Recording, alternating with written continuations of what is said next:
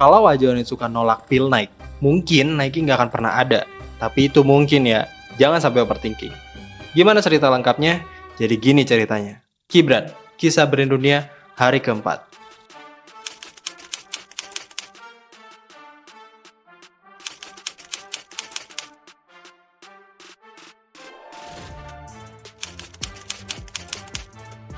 Kihachiro Onitsuka adalah pendiri dari Onitsuka Shokai, sebuah perusahaan sepatu olahraga asal Jepang yang berdiri dari tahun 1949 pasca Perang Dunia Kedua.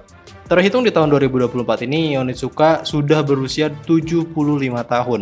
Onitsuka Tiger itu pertama kali ngebuat sendal jerami, tapi gagal. Lalu Onitsuka kembali ke tahap desain untuk fokus menciptakan inovasi di dunia basket.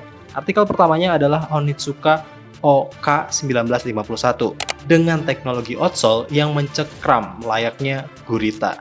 Sepatu ini banyak digunakan oleh pemuda Jepang pada saat itu untuk meraih juara di Olimpiade antar sekolah. Karena teknologi ini bisa mencengkram lantai dan memungkinkan pemain untuk berhenti tiba-tiba tanpa mengalami cedera. Pada saat itulah Onitsuka menjadi sangat populer di Jepang sampai punya 500 toko olahraga di seluruh Jepang. Keren. Setelah sukses dengan artikel OK1951, Kihachiro di tahun 1953 ini berpartner dengan pelari maraton bernama Toru Terasawa untuk mengembangkan sepatu lari jarak jauh yang inovatif. Terinspirasi dari embun air di kakinya saat berkeringat dan berpikir, jika panas pada kaki akan menimbulkan lecet ketika berlari. Berkat itulah, Kihachiro Onitsuka menciptakan sepatu lari jarak jauh dengan upper yang lebih breathable dengan nama Onitsuka Magic Runner. Lalu pada tahun 1964, Onitsuka ini menjadi sponsor utama timnas Jepang di Olimpiade Tokyo dan menghasilkan sepatu sprint dengan paku di bagian bawah outsole untuk mencengkram tanah lebih kuat. Sampai pada tahun 1968, Onitsuka menggunakan garis-garis khasnya di Olimpiade Meksiko yang menjadi debut pertamanya yang ditempel di artikel Limber UP Leather BK yang sekarang dikenal dengan nama Meksiko 66. Sampai di tahun 1977, Onitsuka Tiger ini bergabung dengan GTO, Jeleng, dan beberapa pabrik jahit yang sekarang bernama Essex.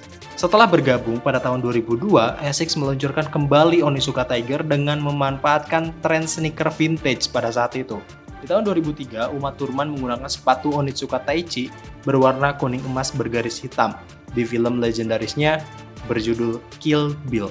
Lalu beberapa tahun kemudian, Onitsuka membuat seri premium mereka dengan nama Nippon Made. Dan di tahun 2015, Onitsuka membuat seri Bruce Lee. Sejak itu, Onitsuka berhasil meningkatkan salesnya 20% di tahun 2017. Dan mereka memprediksi kalau Meksiko 66 ini akan menjadi mode berikutnya.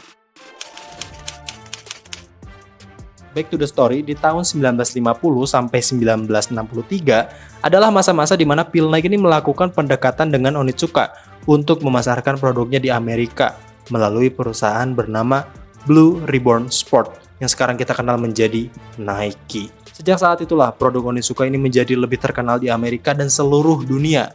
Tapi ini juga yang menjadi titik awal Blue Ribbon Sport membuat brand mereka sendiri.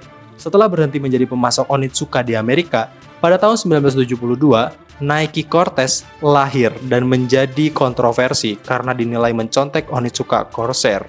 Jadi ngono guys, dari sekian banyak kisah brand dunia, beberapa dari mereka awalnya adalah distributor dari brand ternama yang kemudian membuat brand mereka sendiri. Jadi kesimpulan dari cerita ini apa? Ya, jangan mau dikibulin reseller. Tapi bercanda ya guys ya.